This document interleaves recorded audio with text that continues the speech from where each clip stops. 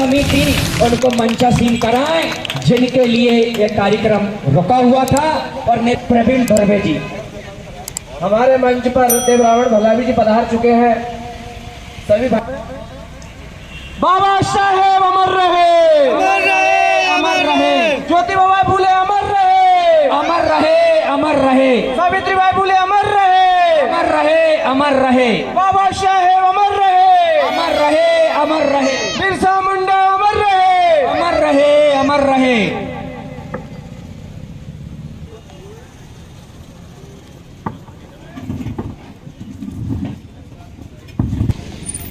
देवरामन भलावी जी वो अपना स्थान ग्रहण करें, और प्रवीण धुर्वे जी से भी अनुरोध है कि वो भी अपना स्थान ग्रहण करें। कार्यक्रम को शुभारंभ, इस कार्यक्रम को जो विधिवत रूप से संचालित कर रहे हैं, क्रांति पव से स्वागत किया जाए कटारे जी का।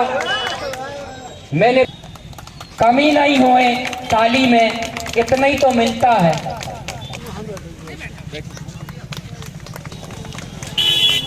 पवन भाई से निवेदन करूंगा कि प्रवीण धुर्वे जी, प्रमोद भाई से निवेदन का पुष्पमाला स्वागत करें। सादिक भाई से निवेदन करूंगा सम्मान स्वागत करें।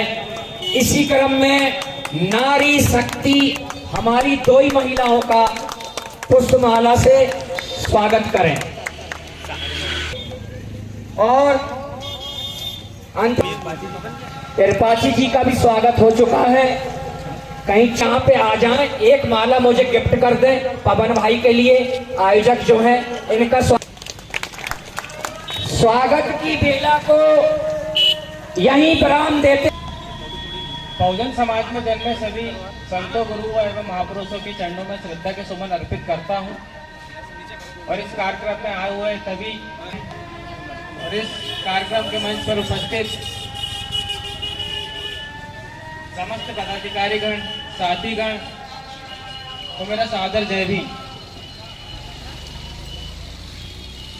इस जयंती के अवसर पर आप सभी ने अपना बहुमत समय निकाला और यहाँ पर इस कार्यक्रम में आए, इसके लिए मैं आपका सादर आभारी रहूंगा। और इस कार्यक्रम समस्त साथीगण जिन्होंने इस कार्यक्रम को व्यवस्थित किया, उनका भी बहुत बहुत आभार। इस देश में, इस दुनिया में तमाम तरीके के विचारक, दार्शनिक एवं महापुरुषों ने जन्म लिया है। वे एक क्रांतिकारी दार्शनिक एवं विचारक होने के साथ साथ इस देश के संविधान निर्माता भी हैं। जिन महापुरुषों की जयंती महीने भर मनाई जाती है, इसे रक्षक दिवस के रूप में मनाया जाता है। इसका कारण यह है कि जिनका हमेशा से संघर्षों भरा रहा और इस देश को एक ऐसा संविधान बना के दिया जहां पे सर्व समाज के अधिकार सुरक्षित रहे। डॉक्टर बाबा साहब अम्बेडकर इस देश के ही नहीं बल्कि परंतु इस देश के जो कुछ लोग रहे हैं जिन्होंने बाबा साहब, उनकी जो किताबें प्रकाशन में आई, महत्वपूर्ण योगदान है। 5 किलो राशन को मोहताज बना के रखा गया है। मैं आपको बताना चाहूंगा ये 5 किलो अनाज भी अगर आपको मिल रहा है तो वो भी संविधान के देन है। किसी की खैरात नहीं है। जो आपको 5 किलो का अनाज जो मिल रहा है, ये आपके इनकम टैक्स का पैसा है, ये आपके टैक्स का पैसा है। इसी कारण आप लोगों को 5 किलो अनाज दिया जा रहा है। ये देश के जो अन्य पिछड़ा वर्ग के लोग हैं, उनके मन में बहुत सारी गलत फहमियां बाबा साहब को लेके कि उन्होंने हमारे लिए कुछ नहीं किया। मैं आपको बताना चाहता हूं, उनका कहना है कि बाबा साहब ने सिर्फ दलितों को आरक्षण देने का काम किया, हमारे लिए तो कुछ किया ही नहीं। अनुच्छेद 16(4) में आरक्षण की जो व्यवस्था दी है और आर्टिकल 340 में जो व्यवस्था दी है वो अन्य पिछड़ा वर्ग के सभी लोगों के लिए प्रतिनिधित्व का एक मौका है, परंतु इसे कोई बताता नहीं है। ये बताया जाता है कि बाबा साहब अम्बेडकर सिर्फ दलितों और आदिवासियों के नेता है, हमारे लिए उन्होंने कुछ नहीं किया।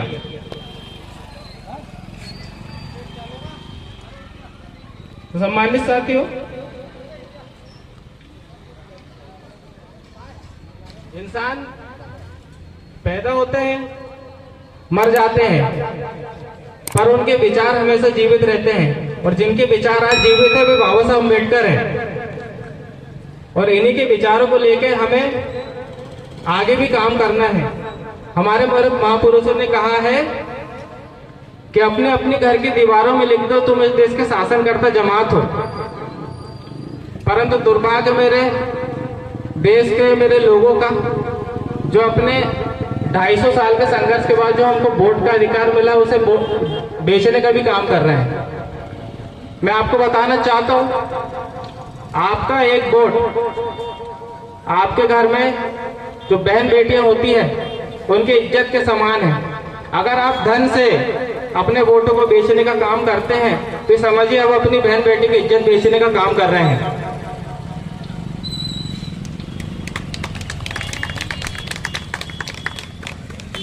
बाबा साहब कहते थे, इस देश में आज भी स्थिति यह है कि एक व्यक्ति 40 रोटी खाता है और 50 लोगों को एक रोटी पे जिंदा रहने का प्रयास किया जा रहा है। वोटो है, उनका सही से इस्तेमाल नहीं किया। तो मैं चाहूंगा कि जितने भी महापुरुष यहाँ की अब फोटो देख रहे हैं, और खासतौर पे युवा साथियों से कहना चाहूंगा कि सभी के पास सोशल मीडिया है, इंटरनेट है, इनके बारे में खोजबीन करें, इनके प्रयासों को जानें, इनके विचारधारा से जुड़ें, और इस देश में जो 10 का शासन 90 पर जो चला आ रहा है उसे बदलने का प्रयास करें, क्योंकि इस देश में जो 85% जनसंख्या जो है वो हम लोगों की है। इस देश में सरकारें गिरती भी हमसे ही और बनती भी हमसे ही है। इसलिए मैं चाहूंगा कि आप तकनीक का इस्तेमाल करें, महापुरुषों के विचारों को जानें, और इसी के साथ में अपनी बातों को विराम देना चाहूंगा। धन्यवाद। उसकी छाई से परहेज किया जाता था, लेकिन बाबा साहब ने 1930 और 32 के दरमियान में वो भी आंदोलन किया, ये दलित शोषित समाज को पानी पीने का अधिकार मिले।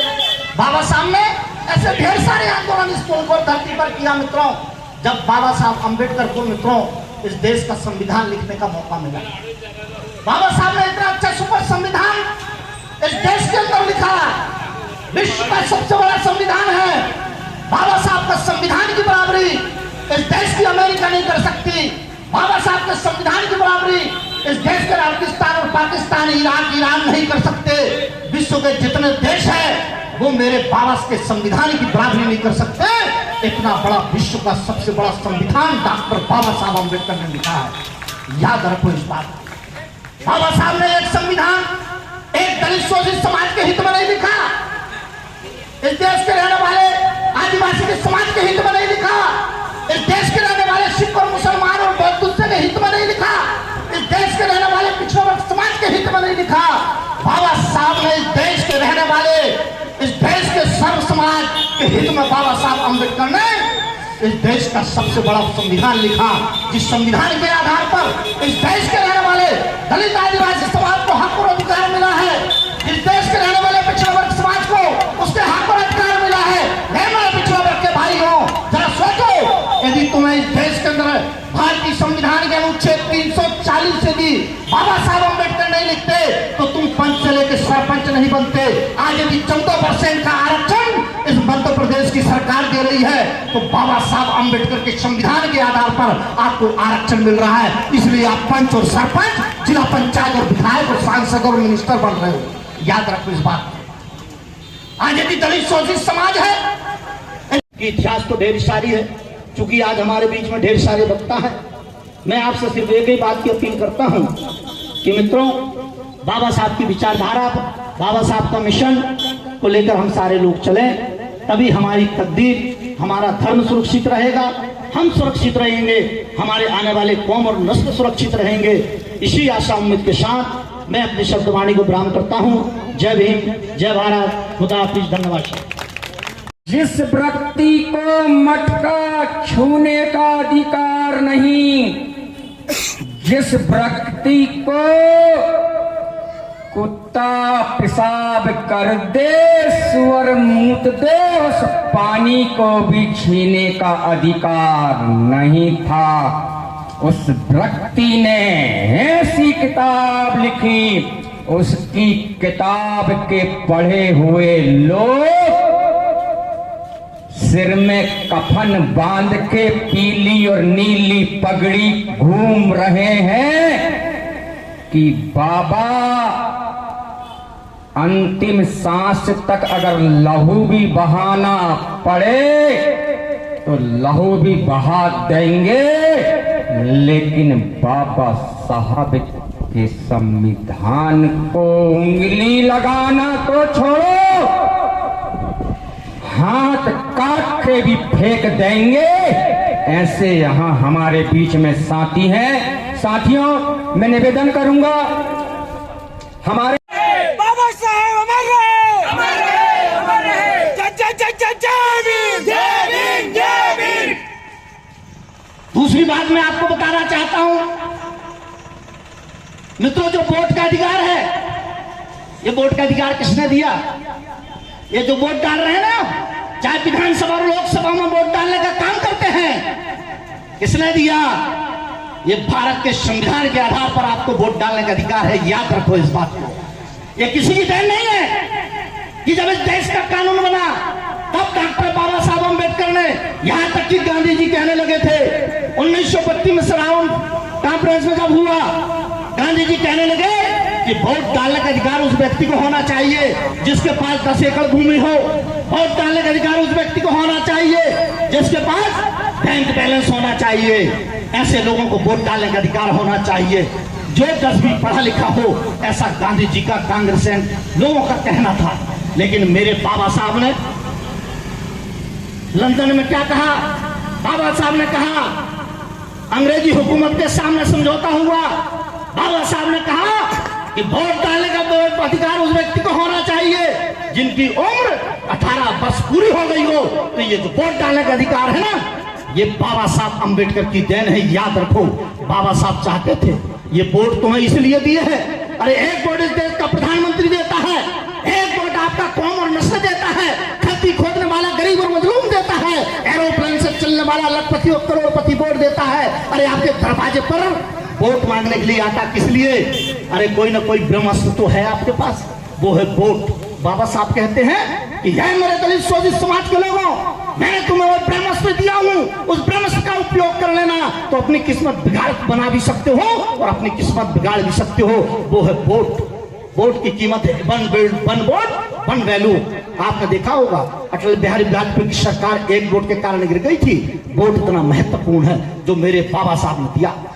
दूसरी बात आपको मित्रों, आपको बताना चाहता हूं, आप क्या समझते हैं कि आप अपने जो बच्चे हैं ना, ये भारत के मध्य प्रदेश की सरकार आपको साइकिल दे रही है, आपको ड्रेस दे रही है। ये सरकार आपको ऐसा लगता है कि ये जो सरकार आपको दे रही है ना, ये सरकार की रहम और करम दे रही है।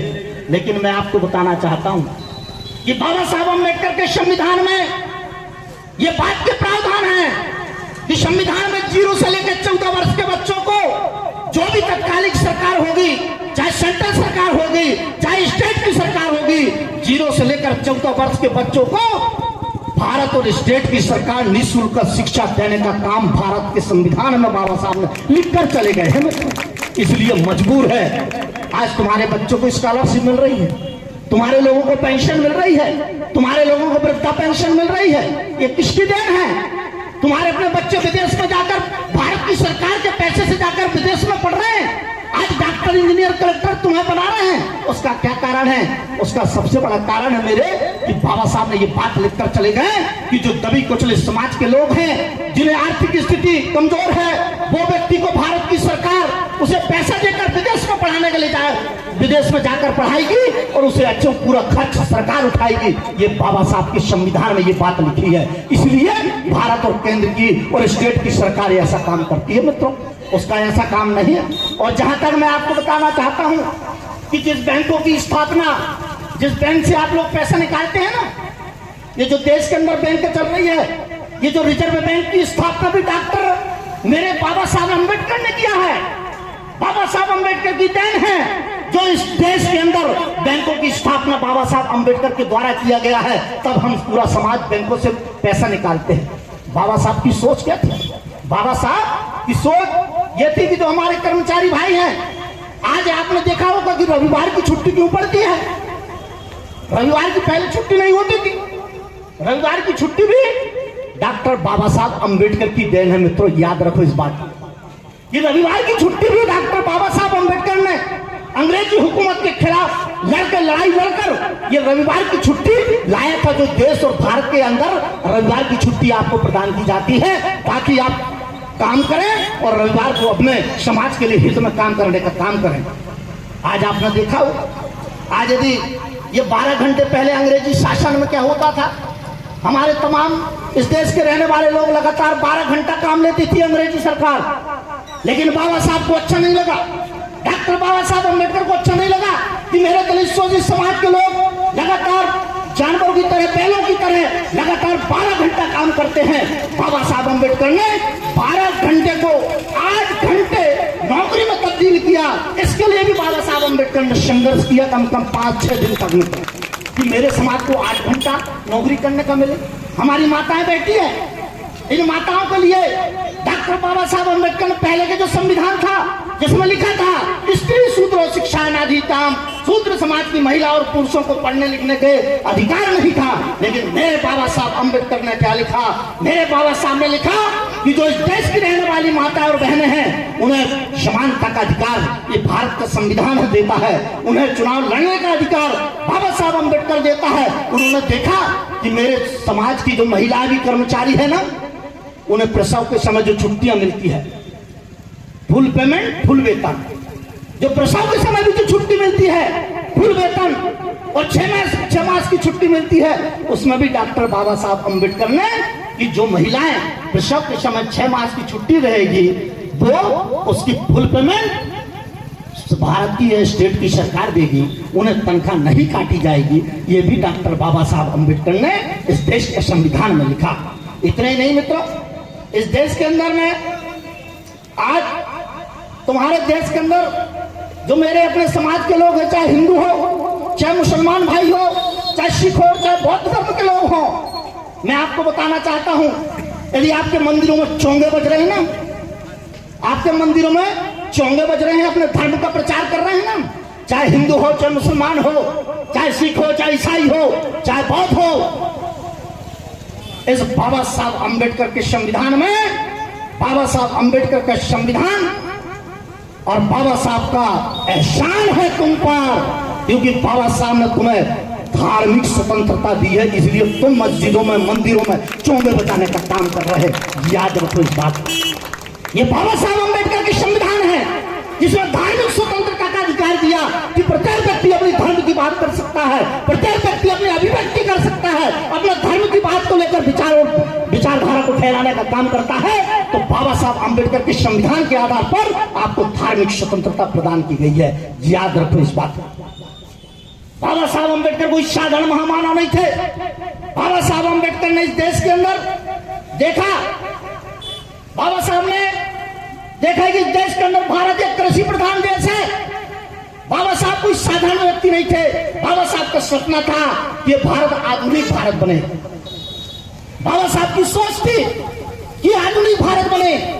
तो बाबा साहब ने देखा कि भारत एक कृषि प्रधान देश है, और जब इस देश के अंदर कृषि प्रधान देश है जहां 85% किसान वर्ग निवास करता है, और इस किसान की आय से ये देश शक्तिशाली होता है, बाबा साहब ने एक कानून लाया, और वो शायद मैं यहाँ के सिवोड़ी के लोगों को नहीं पता, वो आम लोगों को नहीं मालूम है कि बाबा साहब ने क्या किया। बाबा साहब ने किसानों के हित में एक नीति तैयार किया। जब वो कानून मंत्री थे बाबा साहब अम्बेडकर, एक बिल लाया। क्या बिल लाया? बाबा साहब ने बिल लाया एक परियोजना की स्थापना किया बाबा साहब ने। ये स्कूल के अंदर एक परियोजना बनाई और परियोजना की स्थापना किया, और उस आधार पर, वो परियोजना के आधार पर जैसे गंगा परियोजना, तृप्ति परियोजना, जमुना परियोजना, इतनी बड़ी बड़ी नदियों को उनने बनाया, रोका गया, और रोककर उनकी पानी की सप्लाई किसान भाइयों के कम से कम हजारों किलोमीटर दूर लाकर उसकी नहर बनाई गई। परियोजना की स्थापना डॉक्टर बाबा साहब अम्बेडकर ने भारत के संविधान में लिख गया। तब कहीं ये छोटे तालाब और मोटे तालाब बनाने का इस देश की सरकार कर रही है मित्रों। ये परियोजना की स्थापना बाबा साहब अम्बेडकर ने किया।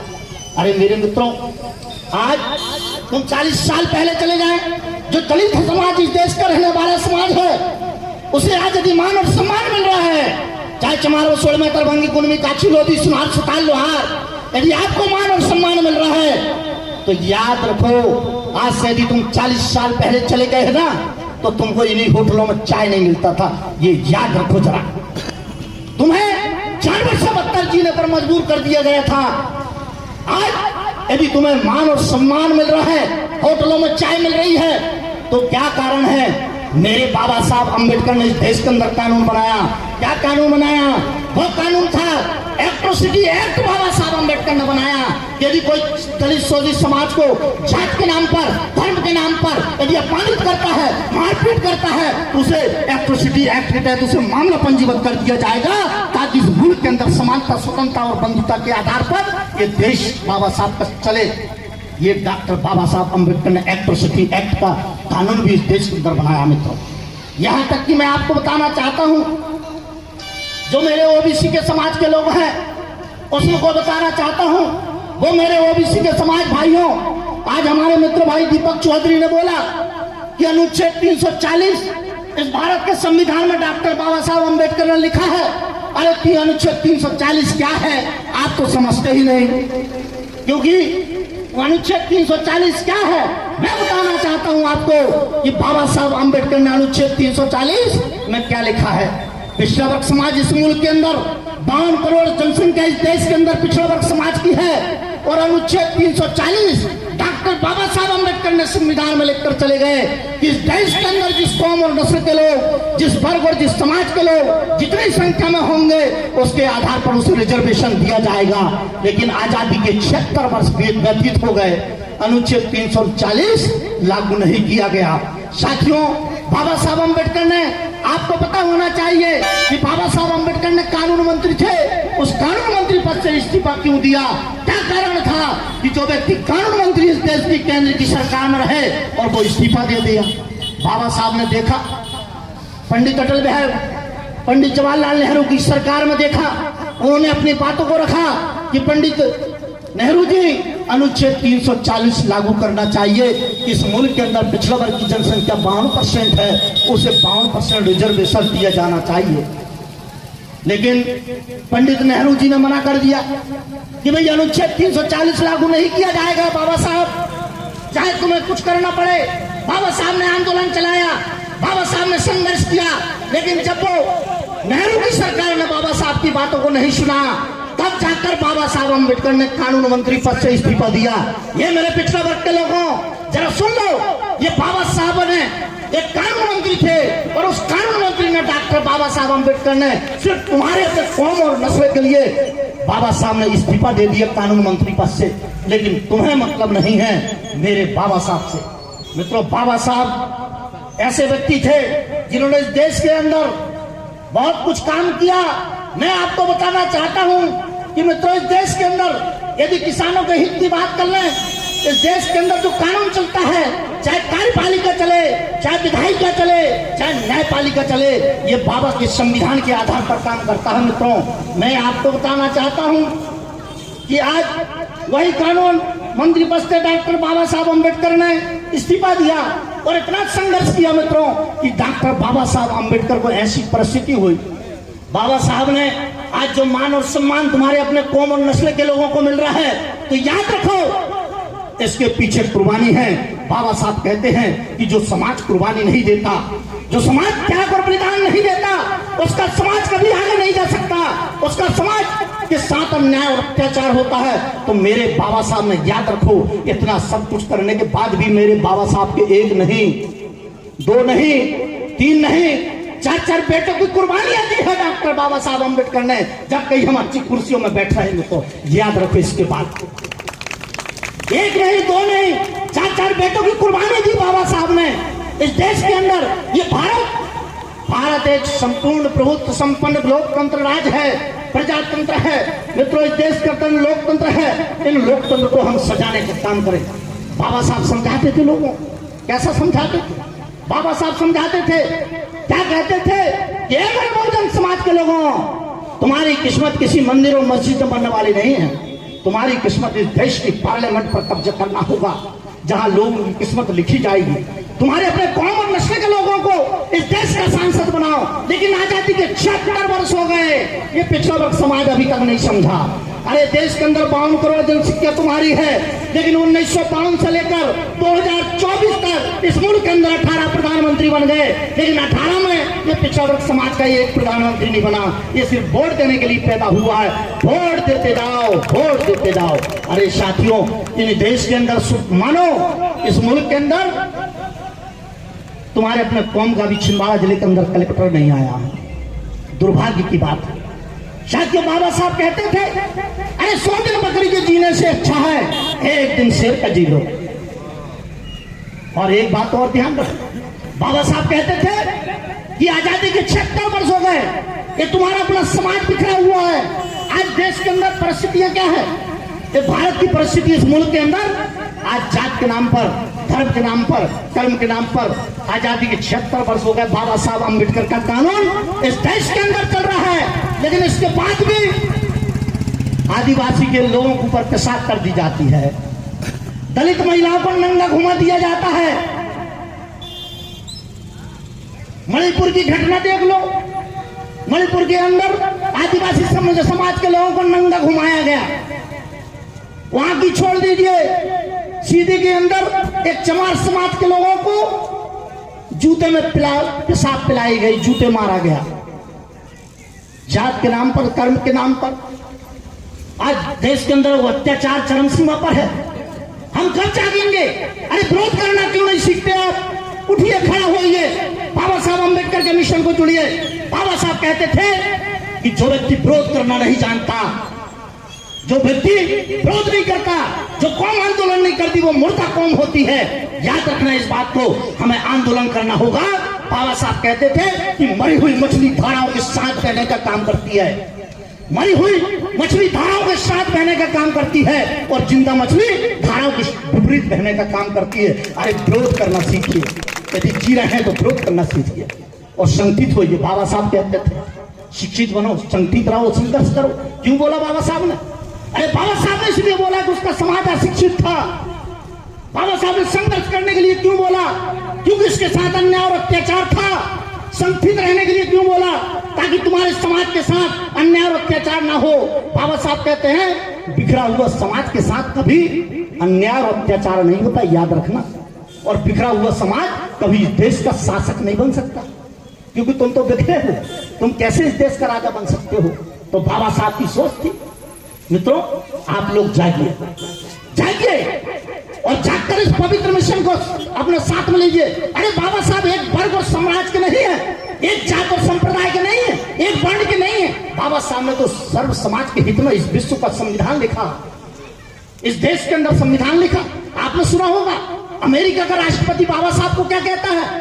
बाबा साहब यदि हमारी अमेरिका की धरती में यदि पैदा हो जाते तो हम उन्हें सूर्य कहते, सूर्य सूर्य कहते। आज अमेरिका की सरकारों ने बसों में बाबा साहब अम्बेडकर की फोटो लगा दी। अरे बाबा साहब ने एक वर्ग और संप्रदाय के नहीं है, दलितों के नहीं है। अरे बाबा साहब ने तुम्हारे बेटों को शिक्षा देने का काम किया है। उन्होंने ओबीसी समाज को, सिख, मुसलमान और बौद्धों को, इस देश के रहने वाले पिछड़ा वर्ग समाज के लिए काम किया है बाबा साहब ने।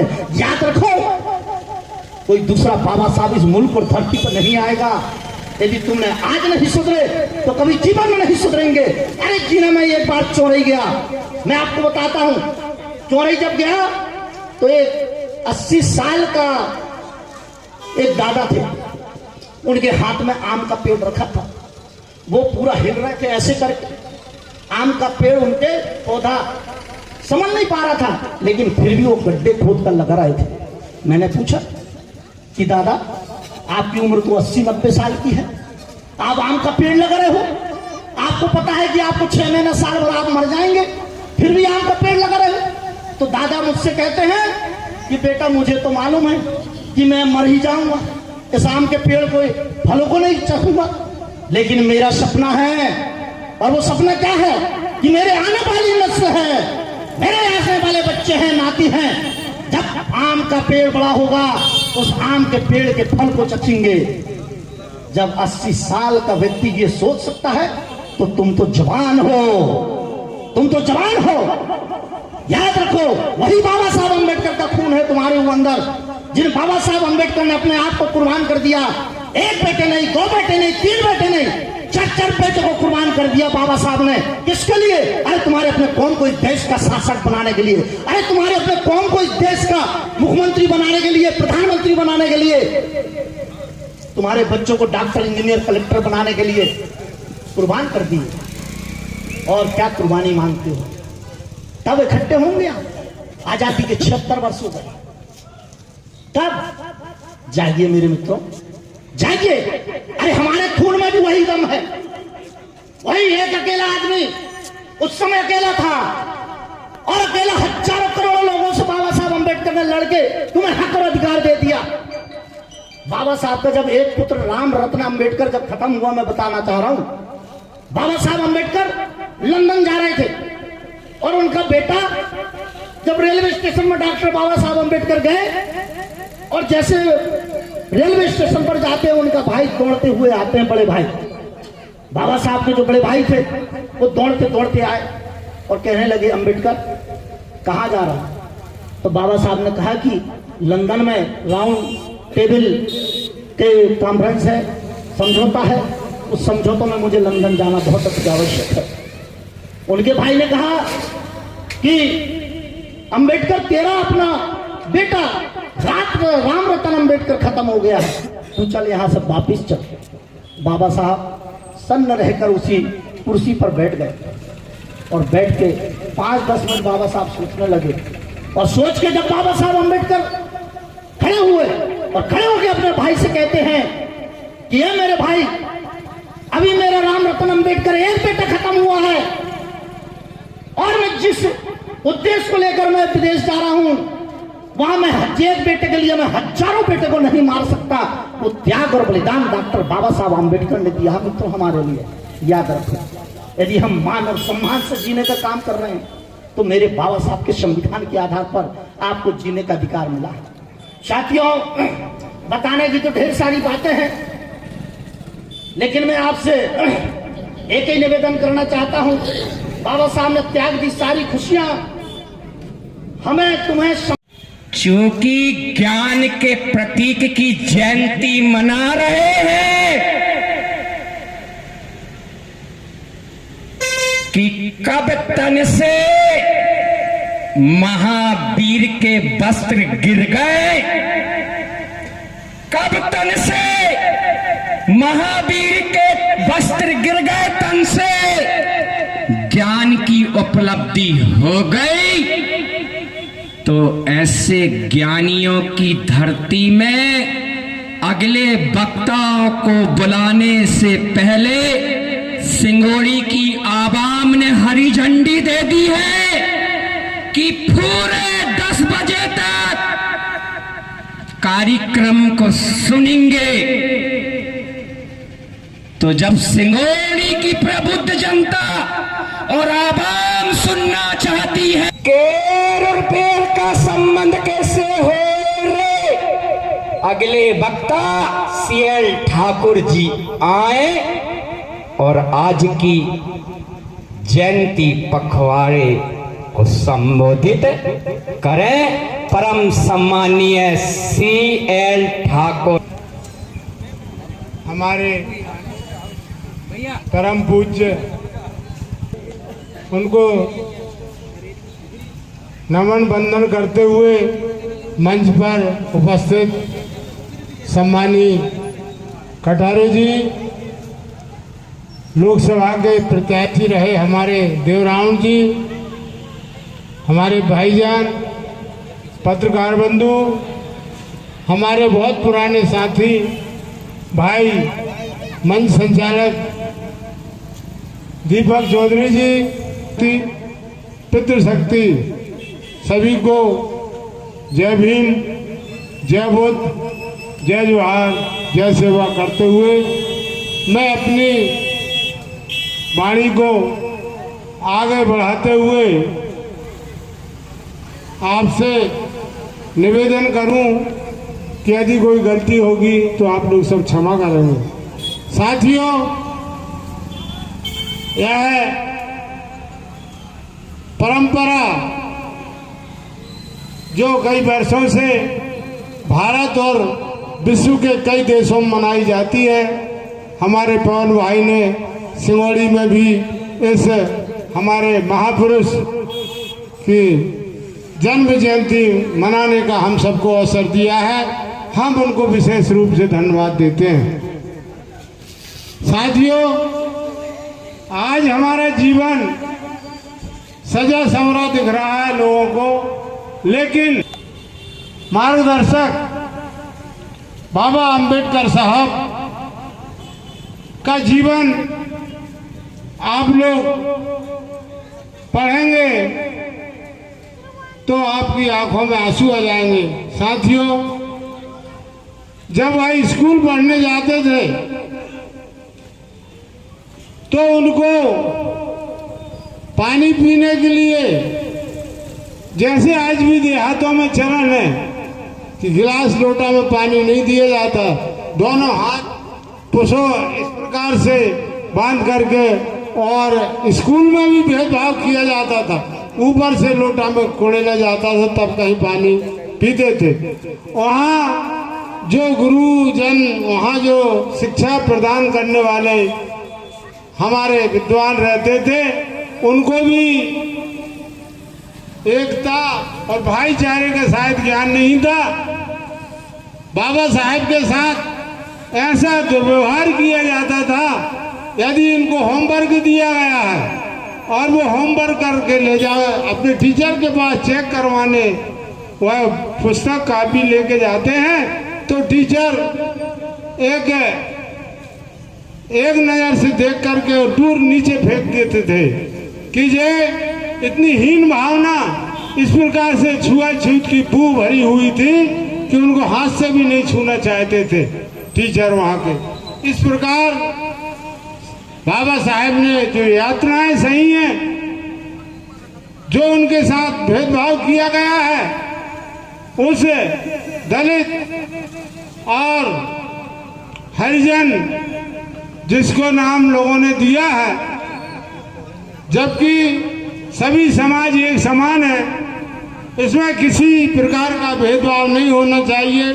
मैं एसटी, एससी, ओबीसी के लोगों से विशेष तौर पर कहना चाहूँगा कि आप लोग अपने आप को निम्न कोटि के व्यक्ति नहीं समझें। सभी को संविधान में बराबर का सम्मान दिया गया है। शिक्षा प्राप्त करने के लिए, बैठने उठने के लिए अपने सम्मान को हमको स्वयं को बचा के रखना है, तभी हम आगे बढ़ पाएंगे। हमारे मार्गदर्शक जिन्होंने दुनिया को दिशा दिया है, ऐसे बाबा साहेब अंबेडकर जी, जिन्होंने, मैं एक विशेष बात आपको बताना चाह रहा हूँ, अभी तक शायद किसी वक्ता ने नहीं बता पाया है। दुनिया के अंदर बाबा साहेब के बराबर पढ़ा लिखा कोई व्यक्ति नहीं था।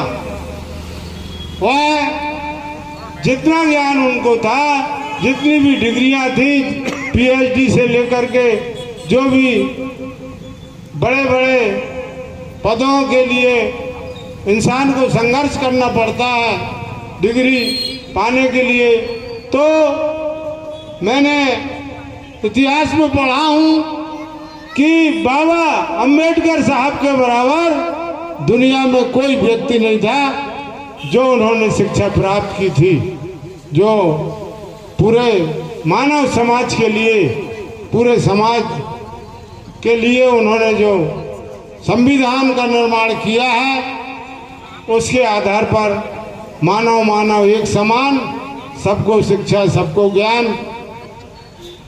साहब ने कहा है संगठित रहिए, संघर्ष करिए, शिक्षा प्राप्त कीजिए। शिक्षा ही ऐसा धन है जो उपयोगी हर क्षण है। जो आदमी पढ़ा लिखा रहेगा, अभी हमारे भाई साहब ने बोला था, चौधरी जी ने, कि भाई साहब ने बोला है, बाबा साहब ने बोला है, जय जय जय जय जय भीम। आज बहुत खुशी का समय है और दिन है आज, मतलब 14 अप्रैल हमारे बाबा साहब का जन्मदिन है और आज इस कार्यक्रम में हम लोग सभी यहाँ पर आके बाबा साहब का जन्मदिन मनाने का प्रयास हमारा शुरू है। जन्मदिन की हार्दिक शुभकामनाएं और आप उपस्थित सभी सज्जनों का बहुत बहुत स्वागत है और वंदन है, अभिनंदन है। क्योंकि खेत का विषय मुझे ये लग रहा है कि हम जब कोई ऐसा कार्यक्रम मनाते हैं तो कई इतनी भीड़ होती है लोगों की, बहुत सारी भीड़ें होती हैं, लेकिन आज मुझे देख करके लग रहा है कि क्या हम बाबा साहब के लिए इतना भी नहीं कर सकते, बाबा साहब के कार्यक्रम में उपस्थित नहीं हो सकते, जिन्होंने हमें आज एक आजाद समानता का न्याय दिलाया, आज हमें समान रूप से रहने का सबक सिखाया। आज हम जो भी हैं, आज बाबा साहब की देन से ही हम यहाँ पे हैं। आज हम खड़े हैं, बाबा साहब हमारे लिए लड़े हैं, तो आज हम यहाँ पर, किसी भी महिला की हिम्मत नहीं थी या मेरी हिम्मत नहीं थी कि मैं आज आके मंच पे खड़ी हो सकती थी। पहला का दौर ऐसा था, जय भीम जय भीम। तो मेरा यही मानना है कि हमारे बाबा साहब ने हमारे लिए इतना सब कुछ किया, आज हमें सम्मान दिलाया, आज हम सर ऊंचा रख के हर जगह में हमारे नारियां सम्मान पाती हैं, सिर्फ बाबा की बदौलत। बाबा साहब ना होते, बाबा साहब हमारे लिए संघर्ष ना करते तो शायद महिलाओं की तो दुर्दशा थी ही। और आज भी अभी देखते हैं कि हम मणिपुर की घटना से याद आता है कि आज भी महिलाओं का सम्मान फिर भी पूरी तरह से बन नहीं पाया है।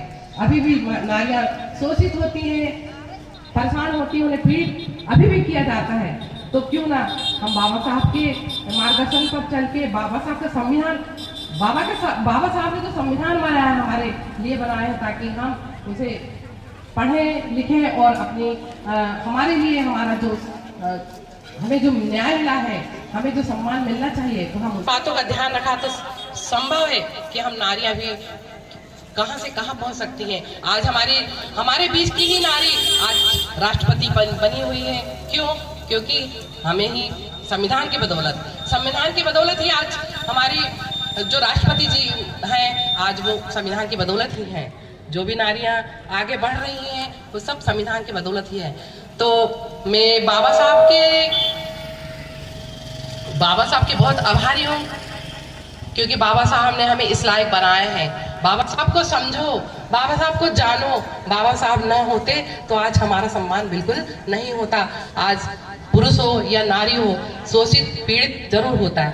तो मैं ज्यादा बाबा साहब के संबंध में तो बहुत सारी बातें हैं। बाबा साहब ने हमें इस लायक बनाया है कि हम आज समान रूप से जीवन जी रहे हैं, अच्छा जीवन जी रहे हैं। फिर भी और भी नारियां हैं, और भी शोषित नारियां हैं। उनके लिए मुझे खेद है कि वो नारियां भी अपना सम्मान बचाने के लिए हमारे बाबा साहब के संविधान को जरूर पढ़ें, जरूर ध्यान दें। जय भीम जय भीम।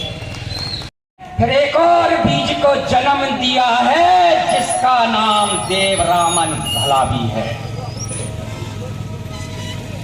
उनके सम्मान में चूंकि उनको सुनना है,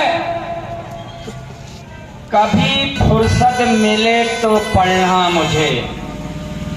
पातालकोट जैसी नगरी में बिरसा मुंडा, कबीर, महात्मा फुले, फातिमा बेग बाबा साहब की विचारधाराओं को लेके सिर में कफन बांध के मान्यवर कांसी राम साहब बोलते थे, राजनीति चले या ना चले, राजनीति चले या ना चले, सामाजिक परिवर्तन नहीं रुकना चाहिए। ऐसे सामाजिक परिवर्तन को चलाने वाले परम सम्माननीय देवरामन भलावी जी आए और सिंगोड़ी की आवाम को संबोधित करें। परम सम्माननीय देवरामन भलावी जी। बहुत आपने जो शब्द इस्तेमाल करें स्वागत अभिनंदन के लिए, उनके हम शुक्रगुजार हैं। और आज बाबा साहेब भीमराव अम्बेडकर जी की जयंती मनाते हुए, जन्म उत्सव मनाते हुए उनको सादर जय भीम और सेवा जोहार करते हुए अपनी इस विचार का मैं शुभारंभ करता हूँ, शुरुआत करता हूँ। और आज मेरे समक्ष बैठे सभी वरिष्ठ जन, अगर हम सबका नाम लेंगे तो समय काफ़ी बीतेगा, क्योंकि आप सभी के पास समय कीमती है। हमें भी शादी विवाह में जाना है, आपको भी बहुत सारे काम हैं। इसलिए मैं अपनी बात शुरू करने से पहले आप सभी सिंगोड़ी के समस्त वरिष्ठ जन, गणमान्य नागरिकों को सादर जय भीम, सेवा जोहार। सभी के आपने विचार ध्यान से सुना, उसी कड़ी में मैं अपनी बात शुरू करता हूँ।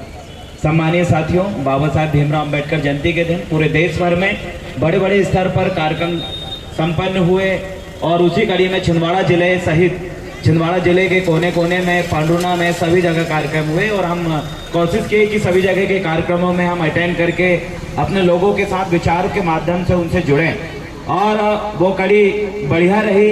और आज हम ये भी कोशिश करें कि आज सिंगोड़ी में ये बढ़िया कार्यक्रम यहाँ की जो समिति के माध्यम से हर साल ऑर्गेनाइज होता है, रखा जाता है, और इसका मैं उनको बहुत सारी बधाई देना चाहता हूं कि आप भी उन्हीं विचारों को आगे बढ़ाने का काम कर रहे हैं जिन विचारों को हमारे महापुरुषों ने आगे बढ़ाया, और उनके लिए मैं आप सभी के माध्यम से जोरदार ताली से स्वागत अभिनंदन उनका करना चाहूंगा। ये काबिल तारीफ है।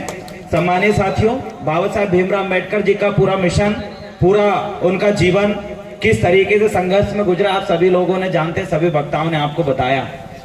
लेकिन मैं आप सभी लोगों से ये जानना चाहता हूं कि उनके जीवन में जब तक वो जीवित रहे, जिन जिन चीजों को लेकर उन्होंने संघर्ष किया, जिन जिन कानूनों को उन्होंने बनाया, जिन जिन विरोधियों को उन्होंने सहा, उनके परिवारों ने सहा, आप सभी जानते हैं। लेकिन आपके साथ क्या वो परिस्थिति दोबारा आने वाली है, या फिर बाबा साहेब ने जो जीते जी जो काम करके गए उसके बाद का जीवन क्या होने वाला है, क्या आपने सोचा? जिस संविधान के खातिर बाबा साहब ने अपनी पूरी संतान, अपने परिवार को कुर्बान कर दिया, आज उसी संविधान को बदलने के लिए सांसद बनने के बाद, वित्त मंत्री बनने के बाद, बड़े बड़े पद में पहुंचने के बाद आज उसी संविधान को खत्म करने की बात हो रही है जिस संविधान ने आज आपको और हमें खुले मंच में विचार रखने की बात कही। आज वही संविधान खतरे में है। लेकिन आज बहुत दुख का विषय है, हमारी ये कौम जिस संविधान की वजह से उनको तमाम अधिकार मिले, चाहे नौकरी के हो, व्यापार करने के हो, संस्कृति को मानने के हो, विचार रखने के हो, उनके बच्चों को बाकी लोगों के बराबरी में बिठाने के हो, उस ओहदे पे पहुंचाने के हो, जो तमाम अधिकार मिले, मुझे बताइए क्या आने वाले 10 साल बाद ये अधिकार आपके पास रहेंगे?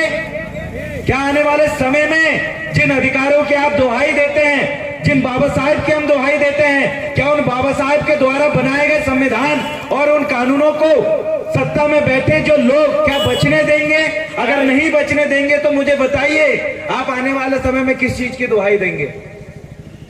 क्या आने वाले समय में वो समय जिसकी पुनरावृत्ति हम नहीं चाहते कि हमारे लोगों को मारा जाए, उनको, उनकी संस्कृति को, उनके धर्म को मानने से रोका जाए? क्या खाना है ये तय हो सामने वाले व्यक्ति के द्वारा तय किया जाए, कैसे घर में रहना है, कैसे कपड़े पहनना है, कौन से कलर का झंडा उनके हाथ में रखना है, क्या अभिवादन करना है, ये सब वो लोग डिसाइड करें। आने वाले 10 साल बाद तो महसूस करो क्या होगा आपके साथ। ये लड़ाई मात्र भाषण देने की नहीं है, ये लड़ाई मात्र वोट देने की नहीं है, ये लड़ाई जनसंख्या को देखने की और एक दूसरे की वाहवाही लूटने की नहीं है, ये लड़ाई आपके अस्तित्व की है। और मुझे दुख है कि कौम अपने आने वाले भविष्य की पूर्वानुमान नहीं लगा पा रही है।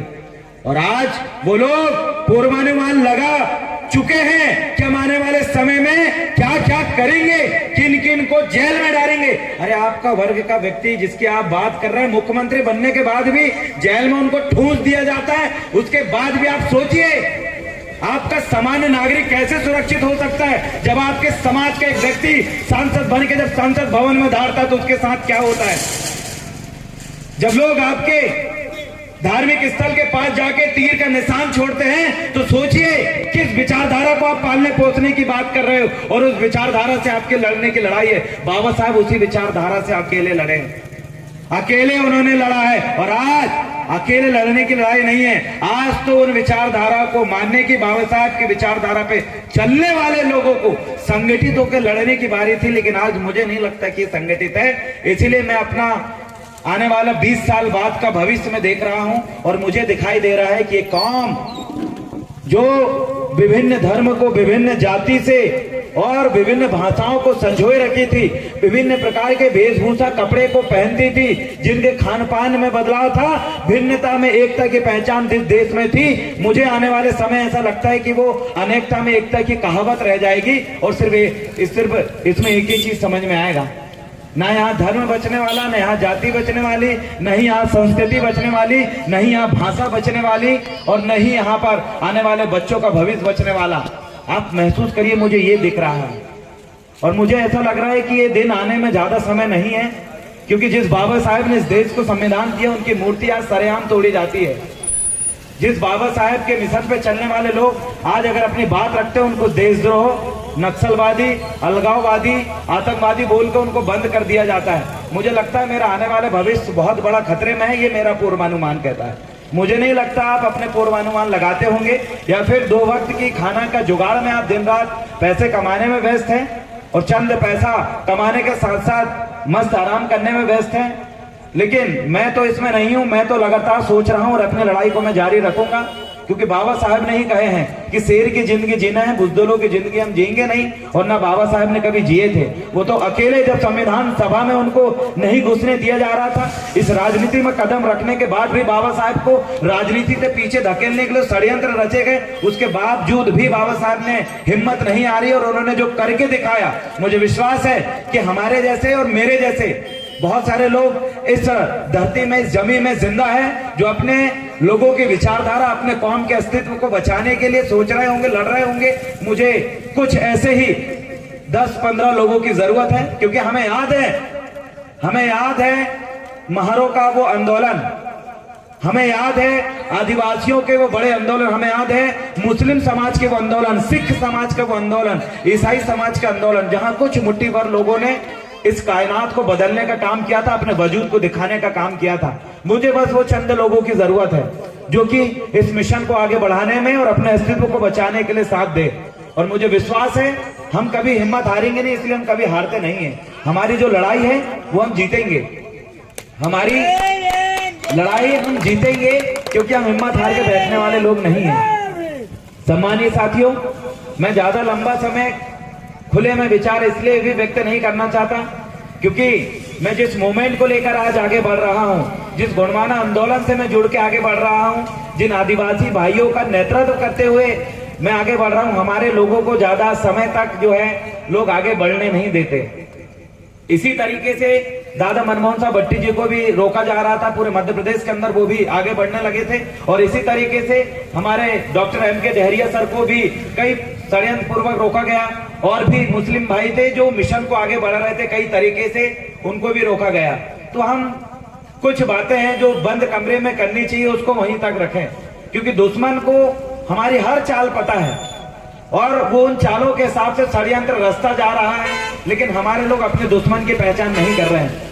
मैं यही सिंगोड़ी के कुछ लोगों को मैंने देखा जो उनके अस्तित्व को खत्म करने पे तुले हैं, उन्हीं के साथ हाथ मिलाते हुए मैंने देखा, जो उनकी कौम को, इस देश के संविधान को, इस देश के लोगों को, अस्तित्व को खत्म करने की बात कर रहे हैं, उनके साथ अगर आप हाथ मिला रहे हैं तो इससे बड़ी दुख की बात और कोई नहीं है। ये बाबा साहब भीमराव अंबेडकर जी की जयंती है, ये जयंती उस व्यक्ति की जयंती है जिसने हर एक व्यक्ति को आजादी से जीने की बात बताया, अधिकार दिलाया, और जिन्होंने कहा कि तुम कितने ही निचले वर्ग के हो, भले ही आप धार्मिक रूप से आपकी संख्या कम हो, भले ही आप जातिगत रूप से सबसे नीचे हो, भले ही आप गरीबी में सबसे नीचे पायदान पे हो, लेकिन याद रखिए आपको शासक बनना है। शासक बन के अपनी कौम को बराबरी का अधिकार दिलाना है, चाहे आर्थिक रूप से हो, चाहे शैक्षणिक रूप से, हर तरीके से ये चीज उन्होंने बोला। लेकिन आप सोचिए हम किस रूप में आगे बढ़ रहे हैं? शैक्षणिक रूप में हम आगे नहीं बढ़ रहे हैं, उन चारों पिल्लरों में हम नहीं है। मीडिया में आपका व्यक्ति नहीं है जो आपकी दुर्दशा को, आपके साथ हो रहे अन्याय को, आपके खिलाफ दिन ब दिन बन रहे कानूनों के खिलाफ मीडिया में बोल सके, ऐसे लोग भी आपके नहीं है। प्रशासन पे आपके जो व्यक्ति बैठे हुए हैं वो आपकी नहीं सुनते, वो उन्हीं के चंगुल में फंसे हुए हैं, और वो गलत करने के लिए वो बोलेंगे, वो कर लेते सिर्फ अपनी रोटी बचाने के लिए और अपनी नौकरी बचाने के लिए। मुझे नहीं लगता वो लोग विचारधारा पे चल रहे हैं। आपके जो लोग, जिन जनप्रतिनिधियों को आपने चुना और जिनको पहुंचाया, आज वो लोग पंगु बन चुके हैं। वो अपनी संपत्ति बचाने के लिए कहीं पर भी सर झुकाने के लिए घुस जाते हैं, वो अपनी लोगों की अपनी औहदे बचाने के लिए कहीं पर भी जा सकते हैं। आप अपने नेतृत्वकर्ता को भी नहीं चुन पा रहे। और जिस मान्यवर काशीराम साहब जी ने कहा है कि जिस लड़ाई में आपको अपने दुश्मन का पता नहीं है, उस लड़ाई को आप कभी जीवन में नहीं जीत सकते। और हमारी कौम आज वही है जो अपने दुश्मन की पहचान नहीं कर पाई है। हमारी कौम वही है जिन्होंने अपने सही नेतृत्वकर्ता की पहचान नहीं कर पाई है। हमारी कौम वही है जो आने वाले खतरा को महसूस करके उसका समाधान नहीं ढूंढ पा रही है। हमारी कौम वही है जो चंद रोटी में मस्त है, चंद एसी में, टीवी में, बीवी में मस्त है। और मैं इस चीज को जब हम सोचते हैं तो हम बहुत डरे हुए होते हैं कि हमारी लड़ाई कलम पकड़ने की है, बंदूक उठाने की नहीं है। हमारे छत्तीसगढ़ के कई एरिया में लोग इसी तरीके की समस्याओं से वो मजबूर थे, तो आज हथियार बंद आंदोलन, पूरे आदिवासियों ने नक्सलाइट आंदोलन को पकड़ा। आखिरकार कौन लोग हैं जो आदिवासियों को बंदूक पकड़ रहे हैं? कौन लोग हैं जो उन तक बंदूक पहुंच रहे हैं? ये वही षड्यंत्रकारी लोग हैं जो आपको या तो खत्म करना चाहते हैं या तो गुलाम बनाना चाहते हैं। आज आदिवासियों के हाथ में बंदूक पहुंचाने का काम भी इसी देश में रहने वाले वो लोग जिन्होंने बड़े बड़े ब्लास्टिंग करे हैं, वो लोग आज ये काम लगातार कर रहे हैं लोगों के सामने, लेकिन सरकार उनके ऊपर कार्रवाई नहीं कर रही है। वो आपको नक्सलाइट बता के मारना चाहते हैं, आतंकवादी बता के मारना चाहते हैं, आपको वामपंथी बचा के मारना चाहते हैं। उनके पास षड्यंत्र लाख है, या तो आप गुलाम हो जाओ या तो आप मर जाओ। वो सिर्फ दो चीज कहते हैं। मैं आपसे पूछना चाहता हूं, आप गुलाम होना चाहते हैं या फिर लड़ना चाहते हो उस विचारधारा से? अगर लड़ना है तो अभी भी वक्त है, संविधान के कुछ अंग अभी भी बचे हुए हैं। अन्यथा नए संविधान को अगर आप पढ़ेंगे, पहले पन्ना को आप पलटेंगे। अरे ये आंदोलन में करना चाहिए। जब ये आपके सिंगोड़ी के अंदर जब आपके झंडा उतार के जब कोई व्यक्ति फेंक रहा था ना, उस समय सड़क में जब 1000 लोग यहाँ पर चिल्ला देते, उनकी औकात नहीं थी, वो घर से बाहर तुम्हारे झंडे को और तुम्हारे उसको देख लेते। जहाँ दिखाना चाहिए ना वहां नहीं करते। अरे जहाँ सुई डालना वहां सुई डालो ना, तलवार डालने की क्या जरूरत है? क्या है,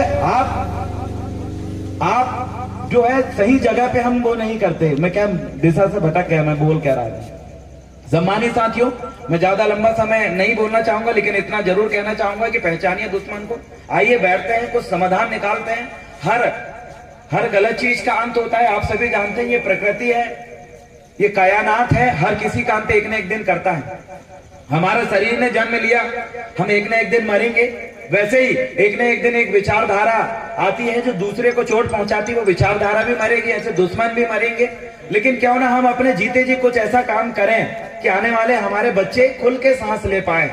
खुल के सांस लेने से मेरा तात्पर्य है वो अपने जीवन को शांति, चैन, अमन से जी पाए, जैसे आज आप जी रहे हैं। आइए, जैसे बाबा साहब ने एक कदम उठाया, आज आप शांति, चैन, अमन से अपनी बात रख पा रहे हैं, बोल पा रहे हैं, अच्छे कपड़े पहन पा रहे हैं, आप अपनी संस्कृति को मान पा रहे हैं, तो वो हमारे महापुरुषों की देन है। लेकिन मैं आपसे निवेदन करना चाहता हूं कि बाबा साहब ने तो कर दिया आने वाले 100 साल, हजारों साल की पीढ़ियों के लिए, लेकिन आप आने वाले 20 साल बाद की पीढ़ियों के लिए क्या कर रहे हैं? मैं आपसे ये सवाल करना चाहता हूं। अगर आपने सोचा नहीं है तो सोचिए, विचार करिए। आइए बैठते हैं, इसमें विचार मंथन करते हैं, उचित समाधान निकालते हैं। और याद रहिए, हम अपनी लड़ाई जरूर जीतेंगे। कोई माई का लाल हमें हराने वाला नहीं है, क्योंकि हम मरेंगे तो हमारे लाख संतानें पैदा होगी, वो भी लड़ाई लड़ेगी। हम इनके सामने घुटने टेक के कभी गुलाम नहीं बनेंगे। हमारी लड़ाई गुलामी से निजात पाने की है, और अब ये वैचारिक गुलामी है। और आज बाबा साहब भीमराव अम्बेडकर जी को याद करते हुए, उनके द्वारा उठाए गए कदम को याद करते हुए आज मैं तो आपके सामने ही शपथ लेता हूँ और मैं रोज लेता हूँ कि मैं अपनी कौम के लिए दिन रात अदा करूंगा, जो मुझे करना पड़े मैं करूंगा, संवैधानिक रूप से लड़ाई लड़ना पड़े लड़ूंगा। अगर मेरी कौम को कोई अगर गुंडागिर्दी दिखाकर उनके ऊपर जबरन गुंडागिर्दी अगर करेंगे, उस कौम को बचाने के लिए तो कई बार हमें उतरना पड़ेगा, हम वो भी करने के लिए तैयार है। लेकिन हमारे लोगों के मुंह पे हमने जितना मुतवा लिया हम उतना नहीं पेशाब करवाना चाहते। हमारी महिलाओं को जितना हमने निवस्त्र घुमवा लिए हम उतना नहीं घुमवाना चाहते हैं। हमारे लोगों को गौमांस के नाम पर सिवनी के अंदर लाठी से जितना उन्होंने पीट लिए हम आप वैसा दोबारा नहीं देखना चाहते। बैतूल में हमारा भाई को नंगा करके उल्टा लटका के जिन लोगों ने मारा हम दोबारा वो घटना नहीं देखना चाहते। सिवनी में चमड़ी उधारते हुए एक व्यक्ति ने हमारे व्यक्ति को मारा, हम वैसा दोबारा नहीं देखना चाहते। नेमावर के अंदर हमारी माताओं बहनों का बलात्कार करके जमीन के 10 फीट नीचे गाड़ दिया, हम वो दोबारा नहीं देखना चाहते। हमें तो वो मंजर याद है। आप भी अपने वर्ग समुदाय के ऊपर हो रहे उन मंजरों को याद करते हुए अपने महत्वपूर्ण कदम को बढ़ाएंगे, ऐसी आशा और उम्मीद है। मैं तो अपनी लड़ाई लड़ रहा हूं, लेकिन मैं चाहता हूं हम सब मिलके इस लड़ाई को लड़े, इस देश में संविधान को बचाएं, इस देश में पुनः शांति चैन अमन को कायम करें। और आइए इन दुश्मनों की और गद्दारों की और देश के संविधान को बदलने की मानसिकता वाले लोगों के खिलाफ अपनी एकजुटता दिखाकर इनकी बत्ती गुल करें। और हम कर सकते हैं, हमारी इतनी आबादी है, 85% आबादी, और ये चंद 1 से 2 लोग हमारे ही बीच के लोगों को अपने पीछे बैठाकर अपने पीछे खड़े करके जो दादागिरी दिखाने का काम करते हैं, उनको भी मैं इस मंच से चेतावनी देना चाहता हूं कि आप चंद मुट्ठी भर हो और हमारे ही लोगों को, इसी अम्बेडकरवादी लोगों को बहला फुसला के जो जन सैलाब आप अपने पीछे खड़े करे हैं। याद रखना, जब शेर अपने लोगों को जब चिल्लाता है, जब शेर धारता है तो भेड़ बकरियां भाग जाती है, शेर रहेंगे। मुझे विश्वास है कि जिस झुंड में हमारे अम्बेडकरवादी शेर जिस भेड़ियों के झुंड में शामिल हुए हैं, वो झुंड भले हजारों का काफिला बन गया हो, लेकिन उन्हीं का वर्ग का अम्बेडकरवादी अगर वही झुंड के बीच में धारेगा तो भेड़िया भाग जाएंगे, शेर रुक जाएंगे, और वो भेड़ियों की वही हालत हम इस देश में हम करने वाले हैं धार के। तो मुझे विश्वास आप धारने के लिए तैयार हैं और भेड़ियों को भगाने के लिए तैयार। आप तैयार हैं? ये मुट्ठीभर लोग ही इतिहास रचते हैं। इस देश में संविधान बनाने के समय ही मुट्ठीभर लोगों ने ही महत्वपूर्ण योगदान दिया था, बाकी तो आपको अंदर घुसने से वोट देने का अधिकार सब छीन रहे थे। और मुझे विश्वास आप इस लड़ाई को रेगुलर रखेंगे, विचारधारा को जिंदा रखेंगे। बहुत बहुत धन्यवाद। जय जय जय जय जय भीम, जय सेवा, जय गुणमाना। बहुत बहुत धन्यवाद। बस प्रकृति बरोबर साथ दे रही है, आवाम की दुआ है, चिंता ना करें। बस 2 वक्ता और हैं साथियों। भलाभी जी ये कह रहे थे दर्द में आंख था, क्या आंख में दर्द है? माता पिता अपने बच्चों को जन्म देते हैं, माता पिता अपने बच्चों को जन्म देते हैं कि मेरा बेटा बड़े होके बुढ़ापे का सहारा बनेगा। क्या बनेगा?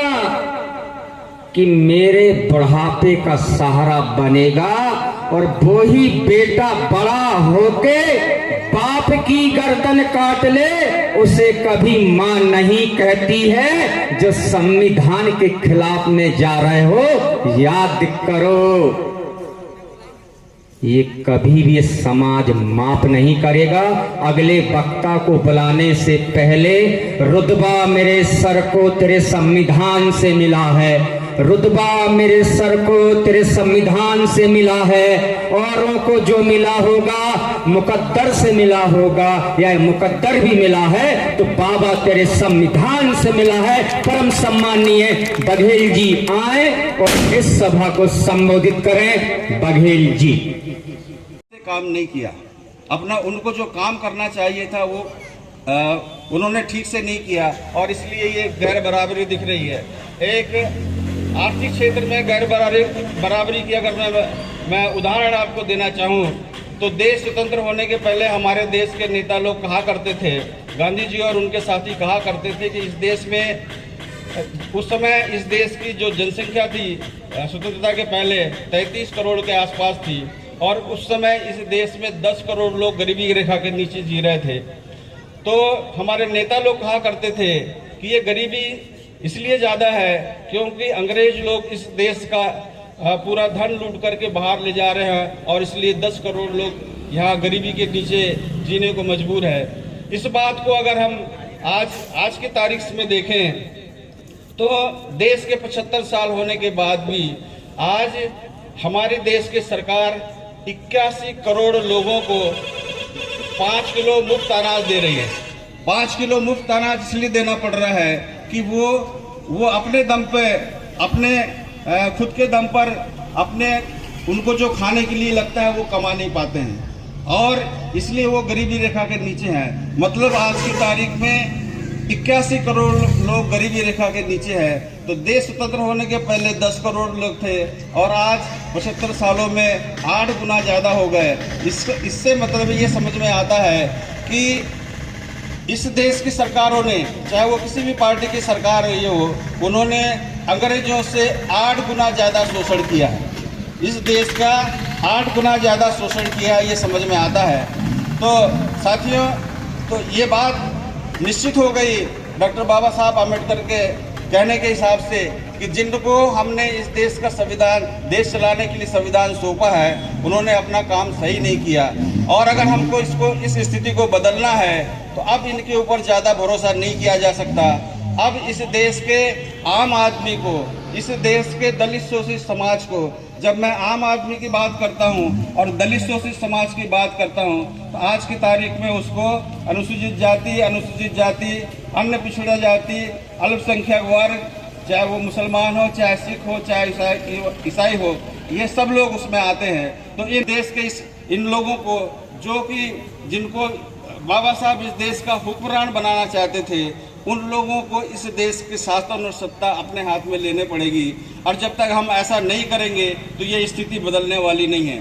अभी हमारे साथियों ने बहुत सी चीज़ें संविधान के खतरे के बारे में कही, परंतु मैं आपको इस बात को आश्वस्त करना चाहता हूँ कि बाबा साहब अम्बेडकर ने ऐसा खिला गड़ा दिया है, कोई माई का लाल इस देश का संविधान नहीं बदल सकता, इस बात की गारंटी है। परंतु संविधान नहीं बदलने से कुछ नहीं होता। हमको उन लोगों को बदलना है जो इस देश में समानता नहीं आने देना चाहते। तो इस देश में वो ताकतें हैं जो इस देश की गैर बराबरी को खत्म करने नहीं देना चाहते। गरीब और अमीर के बीच की गैर बराबरी को खत्म नहीं होने देना चाहते।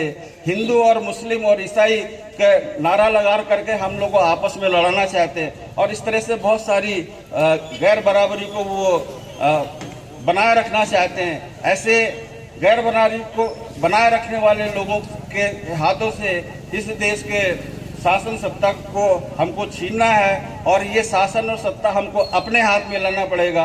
अब इनके ऊपर भरोसा नहीं किया जा सकता। तो साथियों, इसको विस्तार से समझने के लिए हम कभी आपसे चर्चा करेंगे, परंतु मुख्य रूप से ये समझिए कि अब हम लोगों पे भरोसा नहीं कर सकते हैं।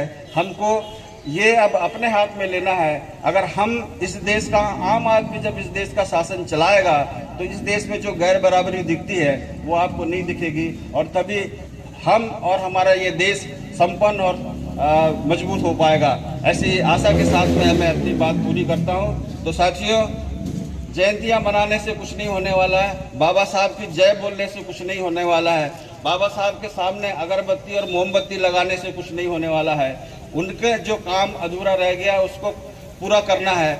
अलग अलग तरह के लोग होते हैं, अलग अलग लोगों के शौक होते हैं। किसी के शिक्षा के क्षेत्र में काम करने का शौक होता है, किसी को राजनीति में काम करने का शौक होता है, किसी को समाज को इकट्ठा करने का शौक होता है। इस तरह से अलग अलग सोच के लोग होते हैं। ये सब लोग अगर मिलकर के काम करेंगे तो निश्चित रूप से ये जो सपना है बाबा साहब का ये पूरा हो जाएगा। तो मैं ये कहना चाह रहा था कि जब तक इस देश का आम आदमी अपने आप को इस देश का हुक्मरान नहीं समझता तब तक हमारा काम अधूरा है और इस बात को हमको हर किसी को समझाना है और तब फिर ये बात पूरी हो पाएगी। साथियों, मैं यहाँ पर विदा लेता हूँ आपसे। जय भीम, जय भारत। करें। इसके पश्चात आज पुनः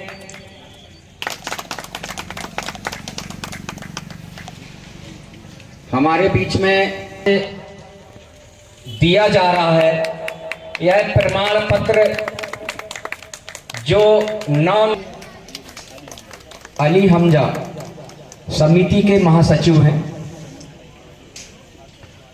और जो कार्यकारिणी सदस्य हैं, इस समिति के जो कार्यकारिणी सदस्य हैं सम्माननीय अनिल चौहरे जी, उनसे भी निवेदन करूं उनको सह सम्मान कार्यकारिणी सदस्य का प्रमाण पत्र उनको भेंट करें।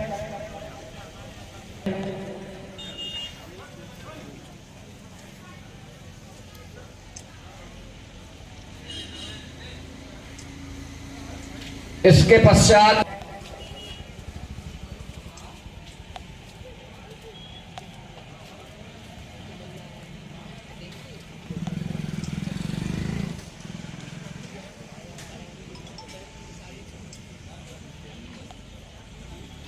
सम्मान कार्यकारिणी सदस्य बनाया गया है सिंगोड़ी पे।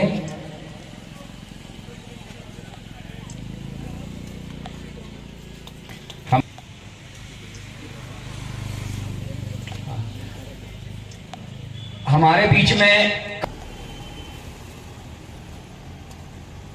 प्रमोद बिसोसिया जी यहाँ पे उनको प्रमाण पत्र प्रदान करें। और हमारे बीच में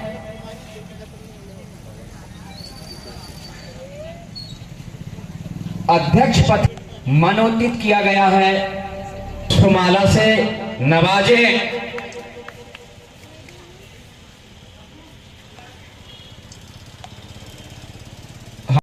बार बार ये दिन जाए तुम जियो हजारों साल, ये मेरी है आरज़ू। Happy birthday to you, happy birthday to Baba Sahab, happy birthday to you Baba Sahab, happy birthday to.